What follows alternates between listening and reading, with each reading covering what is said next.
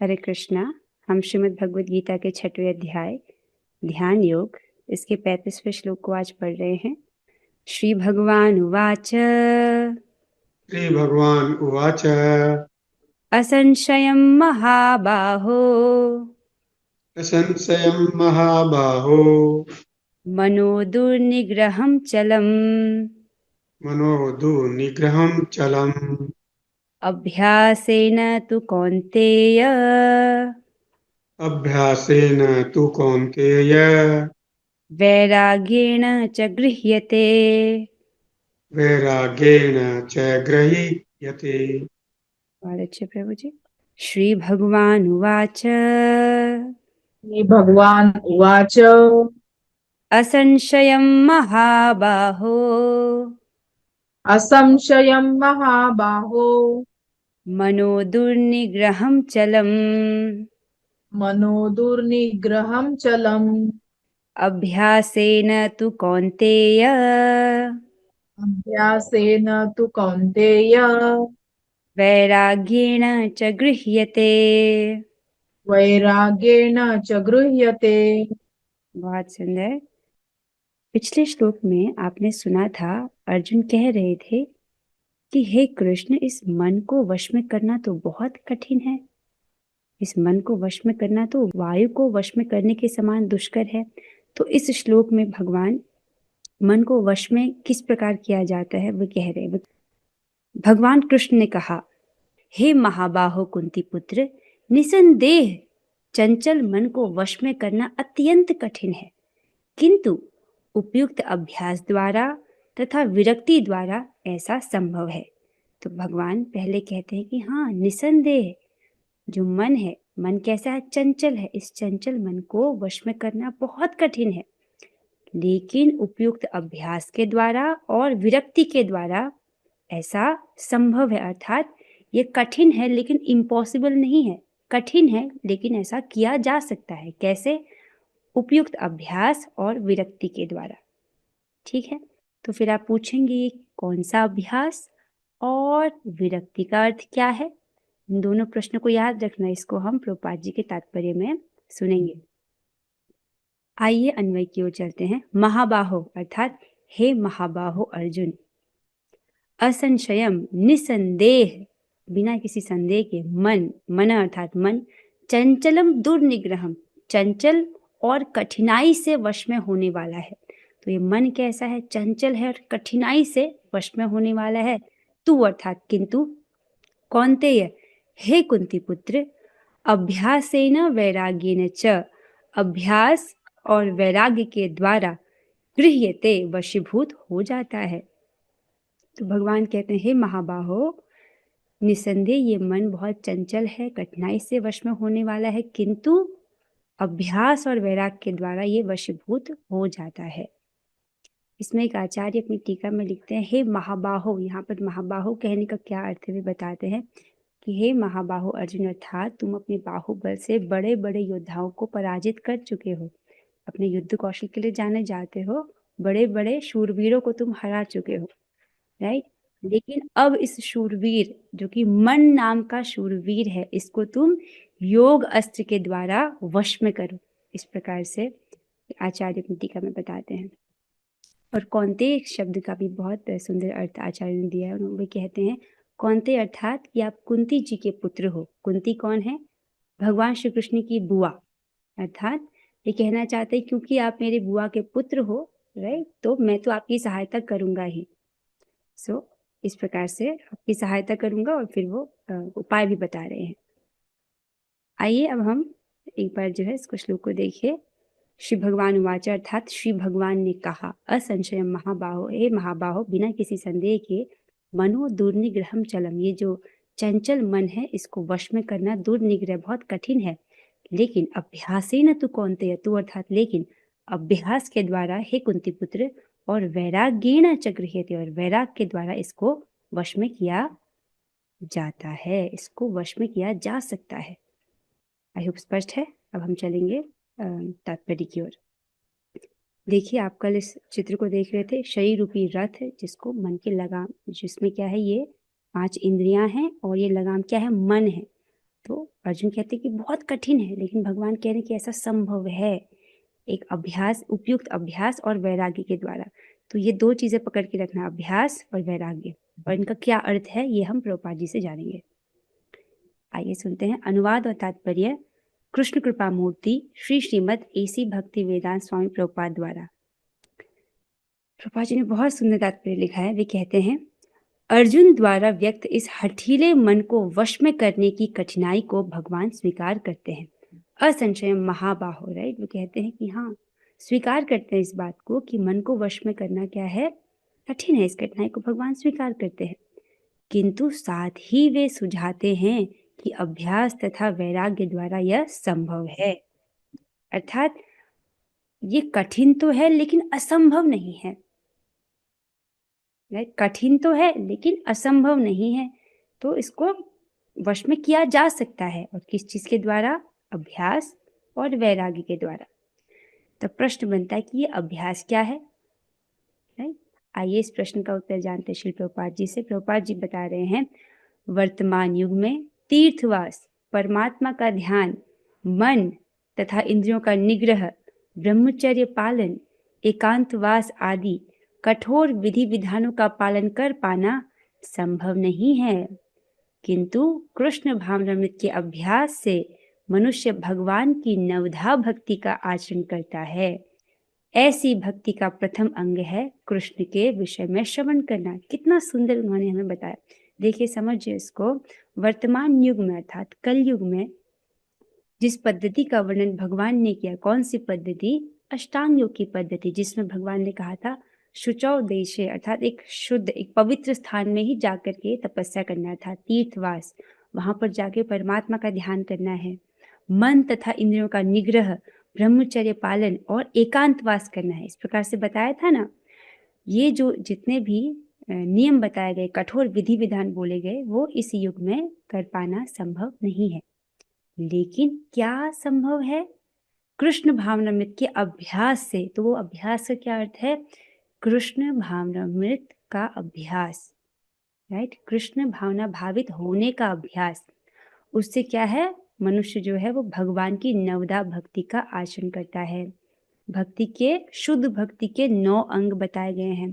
श्रवण, कीर्तन, स्मरण, अर्चन, पाद सेवन, फिर आता है दास्यम, सख्यम, आत्मनिवेदनम, और एक चीज रह गया वंदनम। तो ऐसे करके 9 प्रकार की भगवान की नवदा भक्ति के विषय में बताया गया है, जिसमें से श्रवण कीर्तन प्रमुख है।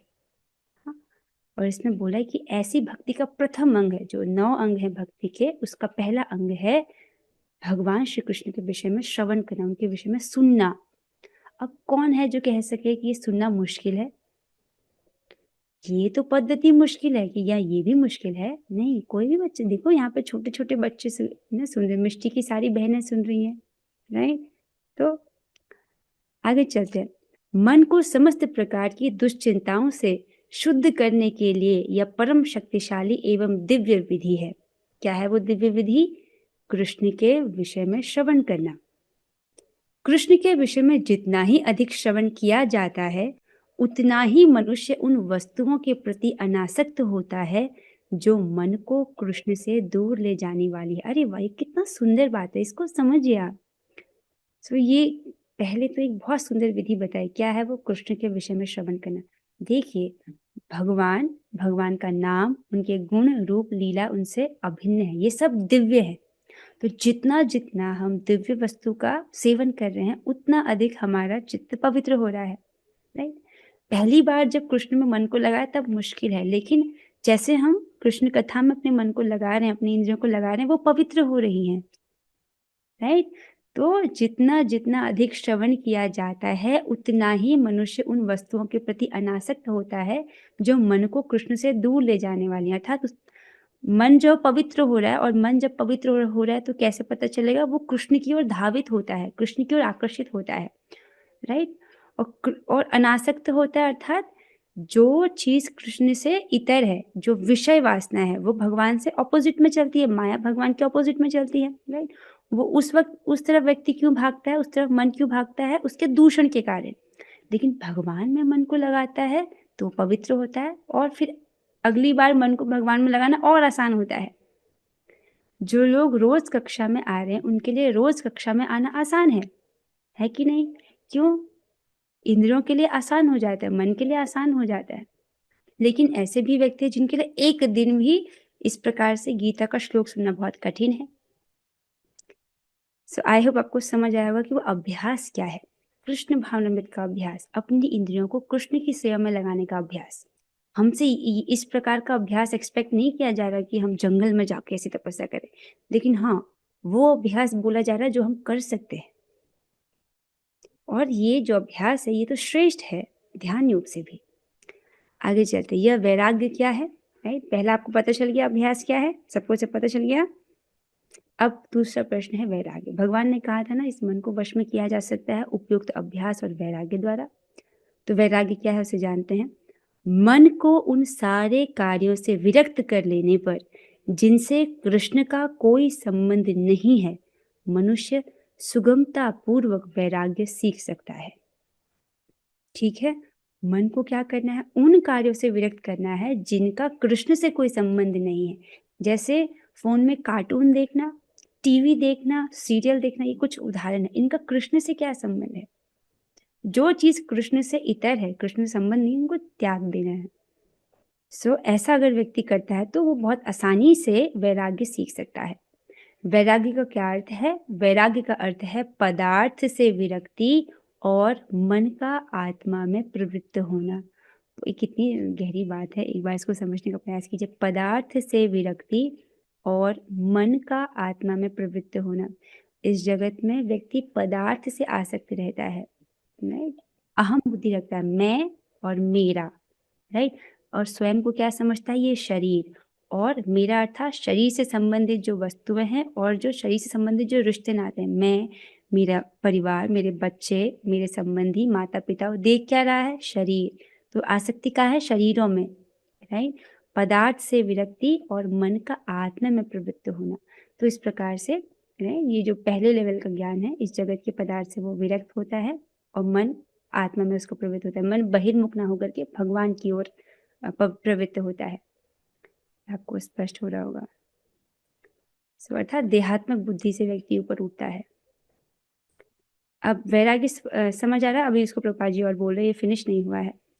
मन को उन सारे कार्यों से विरक्त कर लेने पर जिनसे कृष्ण का कोई संबंध नहीं है, मनुष्य सुगमता पूर्वक वैराग्य सीख सकता है। मुझे लगता है रिपीट हो गया है। निर्विशेष आध्यात्मिक विरक्ति कृष्ण के कार्यकलापों में मन को लगाने की अपेक्षा अधिक कठिन है। देखिए, जो निर्विशेष आध्यात्मिक विरक्ति वो क्या है? जैसे कि जो लोग भगवान के निर्विशेष स्वरूप पर ध्यान करते हैं, अर्थात ब्रह्म ज्योति पर जो ध्यान लगाते हैं, कृष्ण के कार्यकलापों में मन को लगाने की अपेक्षा अधिक कठिन। तो उनके लिए जो, राइट, मन को प्रत्याहार करना वो बहुत कठिन है, लेकिन भक्तों के लिए आसान है। जैसे बताया गया था, इस योगी को जिसको प्रत्याहार करना है, मन को सब प्रकार के विषयों से खींचना है, अपनी इंद्रियों को खींचना है, राइट, इस प्रकार से इसको बोला गया था प्रत्याहार। आपने पढ़ा इस विधियों को, राइट, जब हम इस लोगों को पढ़ रहे थे, भगवान वर्णन कर रहे थे कि अष्टांगों का किस प्रकार अभ्यास किया जाना चाहिए, प्रत्याहार के बारे में आपने सुना। लेकिन कृष्ण भावनामृत में वो आसान है, क्योंकि आपको अपनी इंद्रियां रोकनी नहीं है, कृष्ण की सेवा में लगानी है। जैसे अभी आपने कान भगवान की सेवा में लगाए हैं, तो आपको कान रोकने नहीं पड़ रहे किसी और विषय से खींच के लाने में। आगे चलते हैं। उनके लिए कठिन होता है। यह व्यवहारिक है क्योंकि कृष्ण के विषय में श्रवण करने से मनुष्य स्वतः परमात्मा के प्रति आसक्त हो जाता है। व्यवहारिक अर्थात ये विधि प्रैक्टिकल है, क्योंकि जब हम भगवान कृष्ण के विषय में सुनते हैं तो इससे क्या होता है? मन हमारा उनके प्रति आसक्त हो जाता है स्वतः ही, ऑटोमेटिकली। अब यहाँ पर कुछ उदाहरण प्रभुपाद जी हमें दे रहे हैं। यह आसक्ति परेशानुभूति या आध्यात्मिक तुष्टि कहलाती है। ये वैसे ही है जिस तरह भोजन के प्रत्येक कौर से भूखे को तुष्टि प्राप्त होती है। दिस इज बहुत सुंदर उदाहरण इन्होंने दिया है कि देखिए, जब आप एक कौर भोजन खाते हैं, राइट, उससे आपकी पूरी भूख तो शांत नहीं हुई, लेकिन उससे कुछ भूख मिटती है और तुष्टि भी होती है। और जैसे जैसे आप खाते रहते हैं, कुछ भूख मिटती है और तुष्टि अर्थात संतुष्टि भी प्राप्त होती है, राइट। तो जिस तरह भोजन के प्रत्येक कौर से भूखे को तुष्टि प्राप्त होती है, भूख लगने पर मनुष्य जितना अधिक खाता जाता है उतना ही अधिक तुष्टि और शक्ति मिलती जाती है। समझ रहे हैं? जैसे जैसे खाता है वैसे वैसे उसकी भूख भी मिलती जाती है और उसको तुष्टि भी प्राप्त होती, तुष्टि अर्थात सेटिस्फैक्शन, वो भी उसको प्राप्त होता है। इसी प्रकार भक्ति संपन्न करने से दिव्य तुष्टि और शक्ति उसे मिलती जाती है। तो जितनी बार आप ये कथा का संपर्क करते हैं, भगवान की कथा सुनते हैं, नाम जपते, ये क्या है? एक एक कौर, राइट, निर्गुण वस्तु का सेवन करना है। तो जितना जितना हम इसको सेवन कर रहे हैं, इससे दिव्य तुष्टि प्राप्त होती है और उसको शक्ति भी मिलती है। सो आध्यात्मिक शक्ति मिलती है। आई होप ये बहुत सुंदर उदाहरण आपको समझ आया होगा।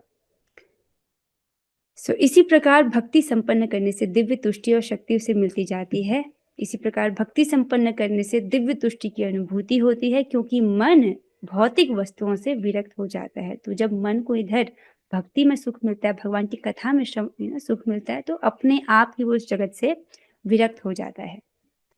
जिस व्यक्ति ने भगवान की कथा के प्रति आसक्ति उत्पन्न कर ली, जिसको भगवान की कथा में रस मिल रहा है, भगवान की कथा के प्रति आकर्षण है, भगवान की कथा सुनना उसे अच्छा लग रहा है, वो जगत के प्रति अपने आप ही विरक्त हो जाता है। ये कह रहे ये कुछ वैसा ही है जैसे कुशल उपचार तथा सुपथ्य द्वारा रोग का इलाज। मान लीजिए कोई बहुत भयंकर रोग हो गया है, लेकिन बहुत कुशल उपचार कर रहे हैं, एक बहुत अच्छे डॉक्टर हैं, बहुत अच्छे से कुशलता से उसका उपचार कर रहे हैं, तो इस प्रकार से बड़े बड़े रोगों का भी इलाज हो जाता है। राइट, तो ये हमारे मन का बहुत पुराना रोग है, अनादिकाल का रोग है। कैसा? कृष्ण से बहिर्मुख होने का, राइट, कृष्ण से विमुख होने का। लेकिन अगर हम इसको कुशल उपचार, वो कुशल उपचार क्या है? अपने कानों से कृष्ण की कथा का प्रवेश होने देना, भगवान की कथा में अपने कानों को लगाना। उससे क्या होता है? ये जो मन है एकदम जिद्दी हठीला मन, इसका उपचार हो जाता है। आई होप आपको समझ आ रहा हो, ये भगवान की ओर आकर्षित हो जाता है। अतः भगवान कृष्ण के कार्यकलापों का श्रवण उन्मत्त मन का कुशल उपचार है। आपको समझ आया? मन हठीला है, लेकिन इसको वश में किया जा सकता है, राइट। और क्या है बहुत सुंदर तरीका इसको कृष्ण की कथा में लगाना। प्रभुपाद जी कहते हैं कि अतः भगवान कृष्ण के कार्यकलापों का श्रवण उन्मत्त मन का कुशल उपचार है। उन्मत्त समझ लें, पागल मन का कुशल उपचार है। और कृष्ण को अर्पित भोजन ग्रहण करना रोगी के लिए उपयुक्त पथ्य है। तो जो भोजन भगवान को अर्पित है उसको ग्रहण करना चाहिए। उससे क्या है? हमारा जो अविद्या रूपी रोग है उसका वो उपयुक्त पथ्य अर्थात यही सही इलाज है। हमको भगवान को भोग लगाकर ही खाना चाहिए। ठीक है, मैं तो समझ में यहाँ पे सभी लोग प्रसाद ही खाते हैं, कुछ नए भक्त भी आए हैं, राइट, वेरी गुड। सो ये बहुत अच्छा इलाज है। यह उपचार ही कृष्ण भावनामृत की विधि है। अब कौन कहेंगे कि ये मुश्किल है? किसके लिए मुश्किल है ये? राइट, जब हम इस वाली विधि को पढ़ रहे थे, ये वाली विधि अष्टांग योग की विधि, जिसमें भगवान ने कहा था कि तीर्थ स्थान में जाओ, एकांत में जाओ, वहां पर आपको ध्यान करना है, इस प्रकार से बोलो, तो सबके लिए मुश्किल था। लेकिन अब जो विधि बोल रहे हैं वो तो हम कर सकते हैं ना, तो वो तो करना चाहिए। जो बुद्धिमान है वो अधिक से अधिक भगवान की कथा सुनने का प्रयास करेगा, भगवत गीता, श्रीमद् भागवतम, भगवान की अनेक लीलाएं, उनका श्रवण करने का प्रयास करेगा, राइट। और प्रसाद के नियम में तो बहुत स्ट्रिक्ट है। अगर आपको राइट प्रगति तीव्रता से करनी है तो आपको प्रसाद के मामले में बहुत स्ट्रिक्ट होना पड़ेगा, केवल प्रसाद ही खाना है। एक और तरीका होता है भगवान में अपने मन को लगाना, अर्थात अपनी जो भी क्रियाएं हैं दिन भर में, राइट, मन का कार्य है संकल्प और विकल्प, ये करना है ये नहीं करना है, ये करना है ये नहीं करना है, राइट, संकल्प विकल्प। तो इस प्रकार से जो भी कार्य आप करते हो वो सब कृष्ण के लिए करो, तो मन हमेशा भगवान की सेवा में लगे रहेगा, राइट। इससे क्या है? हर कार्य क्योंकि भगवान के लिए है, राइट, हर कार्य भगवान के लिए, तो हर कार्य क्या है? दिव्य हो गया। जो भी चीज भगवान के संबंध में वो चीज दिव्य है, और जैसे ही हम दिव्य वस्तु का सेवन करते हैं तो हमारे चित्त को पवित्र करता है। ठीक है, आई होप ये भी समझ आ रहा होगा। इसके साथ ये जो तात्पर्य है श्लोक का वो तो समाप्त होता है, लेकिन चर्चा अभी बाकी है। कुछ श्लोक यहाँ पर लिए गए हैं श्रीमद् भागवतम से इसी टॉपिक पर, उसका भी श्रवण कर लेते हैं, हमारे पास समय है। ये श्लोक है श्रीमद् भागवतम के दूसरे स्कंद का 3रा अध्याय का 19वां श्लोक। इस श्लोक में सुखदेव गोस्वामी जी डांट रहे हैं, तो हमको कुछ महापुरुषों की डांट भी खानी चाहिए। देखते हैं वो क्या कह रहे हैं और किसको डांट रहे हैं। वे कहते हैं, स्वविड्वराहोष्ट खरै संस्तुतः पुरुषः पशुः न यत् कर्णपथोपेतो जातु नाम गदाग्रजः। वे कह रहे हैं कुत्तों, सूकरों, ऊंटों तथा गधों जैसे पुरुष उन पुरुषों की प्रशंसा करते हैं जो समस्त बुराइयों से उद्धार करने वाले भगवान श्री कृष्ण की दिव्य लीलाओं का कभी भी श्रवण नहीं करते। क्या कह रहे हैं वे? ऐसे मनुष्य कैसे पुरुष हैं? वो कुत्तों, सूकरों, ऊंटों, गधों जैसे पुरुष। वो किसकी प्रशंसा करते हैं? उन पुरुषों की प्रशंसा करते हैं जो कि भगवान की लीलाओं का कभी भी वे श्रवण नहीं करते हैं। इस जगत में ऐसे लोग, राइट, जो लोग भगवान की लीला का कभी श्रवण नहीं करते, और उनके अनुगत में बहुत सारे ऐसे कुत्तों, सूकरों, ऊंटों, गधों जैसे पुरुष हैं। फिर कहते हैं बिलेबतो रुक्रम विक्रमान्ये न शृण्वतः कर्णपुटे नरस्य जिह्वा सती दार्दुरिकेव सूत न चोपगायत्य उर्गाय गाथा। जिसने भगवान के शौर्य तथा अद्भुत कार्यों की कथाएं नहीं सुनी हैं, तथा जिसने भगवान के विषय में गीतों को गाया या उच्च स्वर से उच्चारण नहीं किया है, उसके श्रवण रंध्र मानो सांप के बिल हैं और जीभ मानो मेंढक की जीभ है। जिस व्यक्ति ने भगवान की कथाएं नहीं सुनी, उनके विषय में जो गीत है उनको गाया नहीं, जिसने भगवत गीता के श्लोक, श्रीमद् भागवतम के श्लोक, या जो भगवान के संबंध में जो उनके विषय में जो गीत है उसको गाया नहीं, क्या कह रहे हैं? उसकी जीभ तो मानो मेंढक की जीभ है। इसलिए कहती हूँ क्लास में जब श्लोक गाते हैं तो सब गाया करो, जिनका वीडियो ऑफ है वो भी है? आप लोग तो गाते हैं। और ऐसे लोग जो भगवान के शौर्य और अद्भुत कार्यों की कथाएं नहीं सुनते, उनके कान कैसे? उनके कान नहीं हैं, उनके श्रवण रंध्र मानो सांप के बिल हैं, अर्थात किसी काम की नहीं है वो कान। तो कान दिए हैं तो इनका सदुपयोग है कि इसे भगवान की कथा सुननी जाए। आप लोग तो बुद्धिमान है, तो फिर भी हमको महापुरुषों की डांट ना सुननी चाहिए, ये भी अच्छा होता है डांट सुनना। अब यहाँ पर एक बहुत सुंदर श्लोक है जो कि श्रीमद् भागवतम के दशम स्कंद के 52वें अध्याय का 37वां श्लोक है। ये रुक्मिणी जी अपने पत्र में लिखती हैं, जो उन्होंने भगवान श्री कृष्ण को लिखा था, उनका प्रेम पत्र, जो एक ब्राह्मण के हाथों उन्होंने भगवान श्री कृष्ण के पास भेजा था। तो इस पत्र को ब्राह्मण पढ़ रहे हैं भगवान श्री कृष्ण के समक्ष। बहुत सुंदर श्लोक है।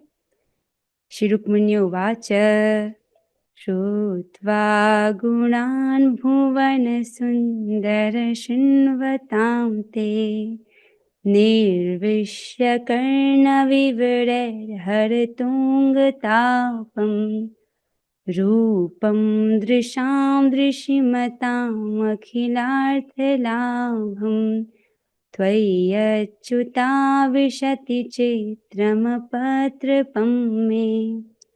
ब्राह्मण द्वारा पढ़े जा रहे अपने पत्र में श्री रुक्मिणी जी ने कहा, हे जगतों के सौंदर्य, आपके गुणों के विषय में सुनकर, जो कि सुनने वालों के कानों में प्रवेश करके उनके शारीरिक ताप को दूर कर देते हैं, और आपके सौंदर्य के बारे में सुनकर कि वह देखने वालों की सारी दृष्टि संबंधी इच्छाओं को पूरा करता है, हे कृष्ण, मैंने अपना निर्लज्ज मन आप पर स्थिर कर दिया है। कितना सुंदर उन्होंने लिखा। देखिए इसमें क्या बात महत्वपूर्ण है। श्रुत्वा गुणान् भुवन सुंदर शृण्वतां ते। तो रुक्मिणी जी ने भगवान श्री कृष्ण को अभी देखा नहीं है, सिर्फ सुना है। कहती हैं कि हे जगतों के सौंदर्य, आपके गुणों के विषय में सुनकर, जो कि सुनने वालों के कानों में प्रवेश करके उनकी शारीरिक ताप को दूर कर देते हैं, और उनको देखा नहीं है तो उनके सौंदर्य के बारे में सुनकर, राइट, उन्होंने सुना। तो ये चीज़ हमको रुक्मिणी जी से सीखनी है कि देखो, उन्होंने भगवान को देखा नहीं था, राइट, ना ही उनसे परिचय था, बस उनके विषय में सुना था, उनके गुणों के विषय में और उनके सौंदर्य के विषय में। तो उससे क्या हुआ? वो कहती है कि मैंने अपना निर्लज्ज मन आप पर स्थिर कर दिया है। इस प्रकार से उनका मन वशीभूत हो गया कृष्ण से, उनका मन कृष्ण में ही स्थित हो गया। तो यही चीज़ हमको भी सीखनी है कि भगवान के गुणों का श्रवण करना है, भगवान के सौंदर्य, उनके नाम, रूप, गुण, लीला, उसका अधिक से अधिक प्रचुर मात्रा में श्रवण करना है।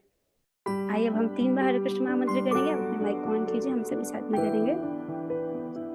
हरे कृष्णा कृष्ण कृष्णा हरे हरे, हरे राम राम राम हरे हरे। हरे कृष्णा कृष्ण कृष्णा हरे हरे, हरे राम राम राम हरे हरे।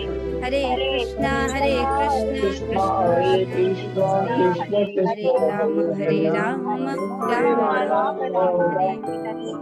श्रीमद् भगवद गीता की जय, श्रील प्रभुपाद की जय। ऑल नमः श्री गुरु गौरंगा। हरे कृष्णा। आप सभी भक्तों के सहयोग के लिए बहुत बहुत धन्यवाद। Thank you so much. Hare Krishna.